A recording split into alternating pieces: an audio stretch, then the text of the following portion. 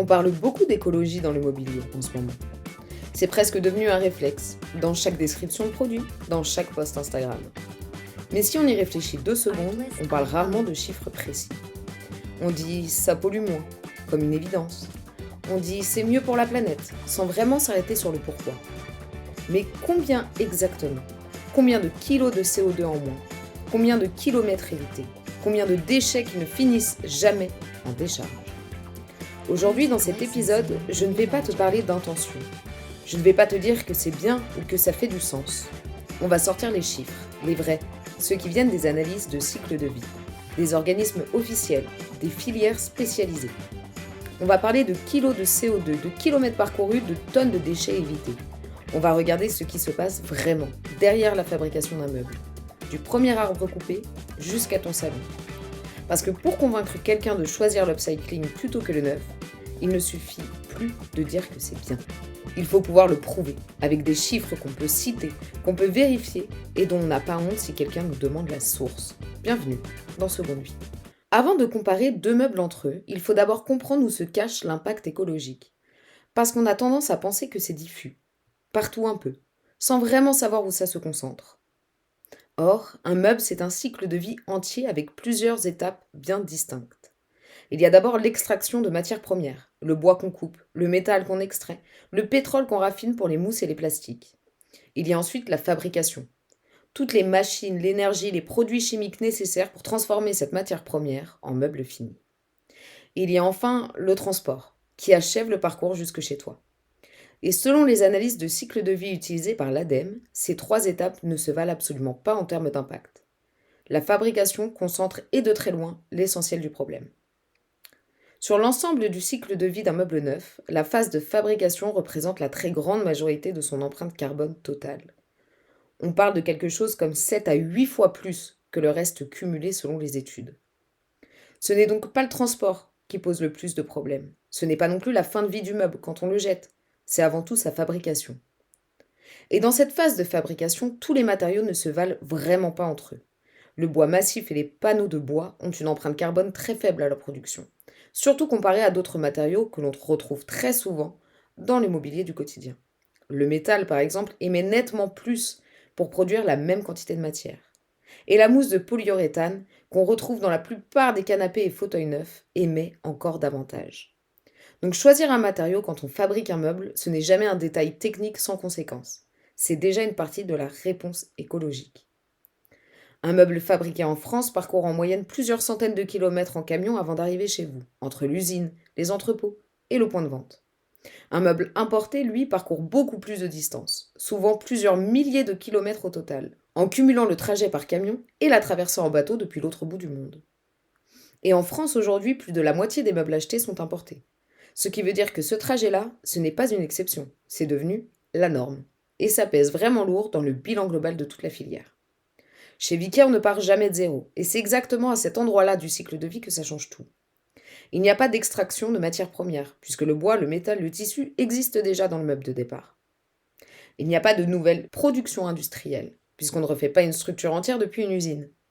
Et il n'y a pas de traversée de continent pour un meuble neuf, puisqu'on travaille à partir de pièces déjà sur le territoire, parfois même dans la région.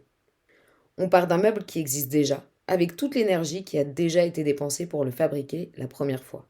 Et ça, concrètement, ça change toute l'équation de départ. Maintenant qu'on sait où se cache l'impact, on peut vraiment comparer les 2 mondes, le neuf et l'upcycling.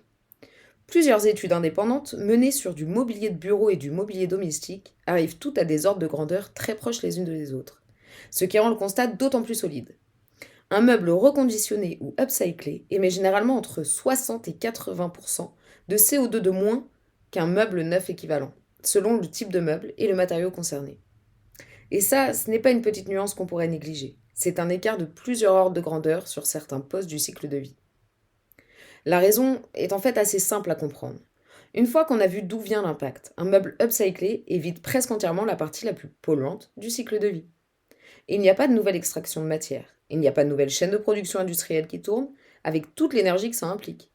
Et la structure du meuble est déjà fabriquée, donc déjà en quelque sorte amortie sur le plan carbone. Et il ne reste le plus souvent que l'étape de transformation, Du ponçage, une finition, parfois quelques pièces ajoutées ou remplacées. Et ce poste-là est bien plus léger, en énergie comme en matière, que de fabriquer un meuble entier depuis zéro. Pour donner une ordre d'idée plus large, un Français émet en moyenne environ 10 tonnes de CO2 par an, toute activité confondue. Et l'objectif fixé pour limiter le réchauffement climatique à 1,5 degré, c'est de descendre vers 2 tonnes par personne par an. Alors chaque meuble neuf qu'on évite d'acheter en optant pour de l'upcycler à la place, c'est un petit pas vers cet objectif-là. Pas un geste symbolique qu'on fait pour se sentir bien, un geste réel, mesurable, qui compte dans le calcul. Mais il faut que je sois honnête avec toi. Tous les meubles upcyclés ne se valent pas non plus entre eux. Un transport inutile pour aller chercher une pièce à l'autre bout du pays, une finition très chargée en produits chimiques ou un processus de transformation très énergivore, tout ça peut réduire l'écart avec le neuf, parfois sensiblement. L'upcycling n'est donc pas automatiquement parfait, juste parce qu'il porte cette étiquette. Il est en moyenne et très largement bien meilleur que le neuf, mais il n'est pas magique pour autant. On parle presque toujours de la matière et de la fabrication quand on évoque l'impact d'un meuble. Mais il y a un autre poste qu'on a tendance à oublier ou à sous-estimer.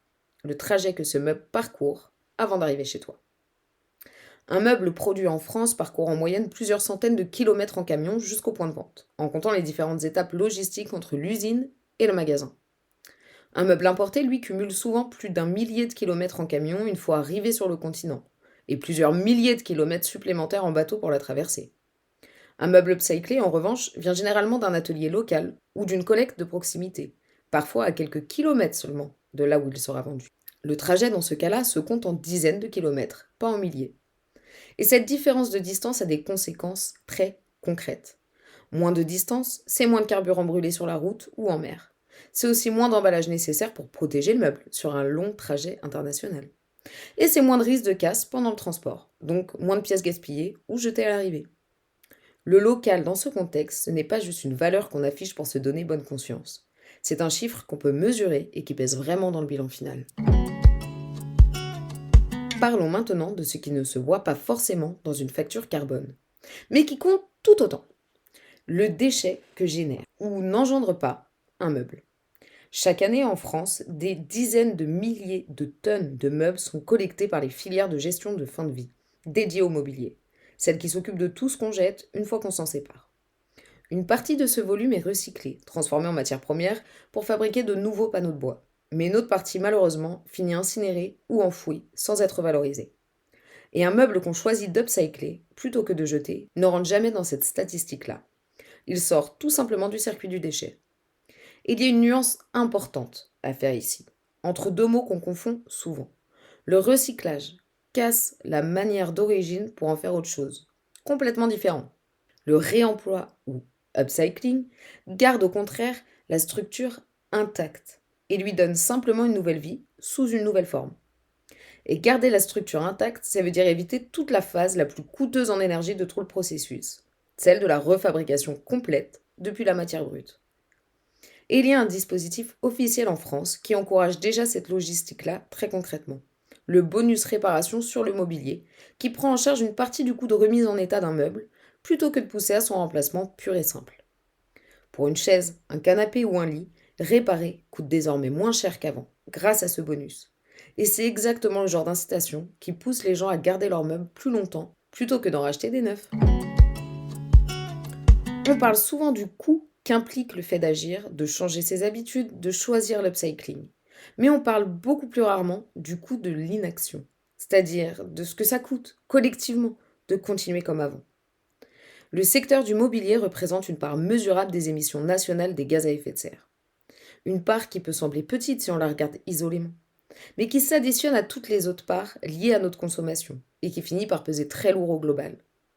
Et cette part-là continue de croître, année après année, avec le rythme auquel on renouvelle nos intérieurs.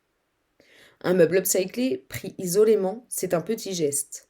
1000 meubles upcyclés, c'est déjà une filière qui s'organise. Et 1 million de meubles upcyclés, c'est carrément un changement de modèle économique tout entier.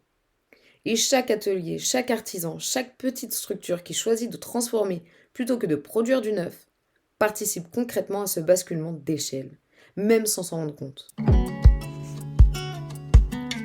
Les chiffres qu'on vient de voir sont vraiment utiles. Et je pense que c'est important de pouvoir les citer. Mais ils ne racontent pas absolument tout de l'histoire. Une analyse de cycle de vie ne mesure pas la durée de vie réelle d'un meuble une fois qu'il a bien été restauré et qu'on en prend soin. Elle ne mesure pas non plus l'attachement qu'on développe pour un objet, et qui tout simplement retarde l'envie d'en racheter un autre. Et elle ne mesure pas la transmission, ce moment où un meuble passe d'une génération à l'autre, parfois sur plusieurs décennies. Un meuble qu'on garde 30 ans plutôt que d'en racheter un nouveau tous les 5 ans divise mécaniquement son impact annuel par 6. Et ça, aucune étude ne peut vraiment le capturer de manière parfaite. Parce que ça dépend entièrement de nous, de nos choix au quotidien, et pas seulement du matériau ou du processus de fabrication. Le meilleur geste écologique qu'on puisse faire, finalement, n'est pas seulement de choisir de l'upcycler plutôt que du neuf au moment de l'achat. C'est surtout de garder ce qu'on a choisi, le plus longtemps possible, et d'en prendre soin comme d'un objet qui mérite de durer. Les chiffres ne mentent pas, et c'est précisément pour ça qu'ils sont si utiles à avoir en tête. L'upcycling réduit l'impact carbone d'un meuble, souvent de manière très significative comme on vient de le voir. Il évite du déchet, il évite des kilomètres de transport inutiles et il évite surtout une nouvelle extraction de matières premières. Mais le chiffre le plus important dans toute cette histoire n'est pas forcément celui qu'on calcule au moment précis de l'achat. C'est celui qu'on construit petit à petit, en gardant ce meuble chez soi année après année, sans céder à l'envie de le replacer trop vite. Si cet épisode t'a donné des arguments solides, des vrais chiffres à sortir la prochaine fois qu'on te challenge sur le sujet, n'hésite pas à le partager autour de toi. Et la prochaine fois qu'on te demande pourquoi tu fais de l'upcycling ou pourquoi tu défends ce modèle-là plutôt qu'un autre, tu auras les chiffres pour y répondre, sans avoir besoin d'en rajouter. À bientôt dans Seconde Vie.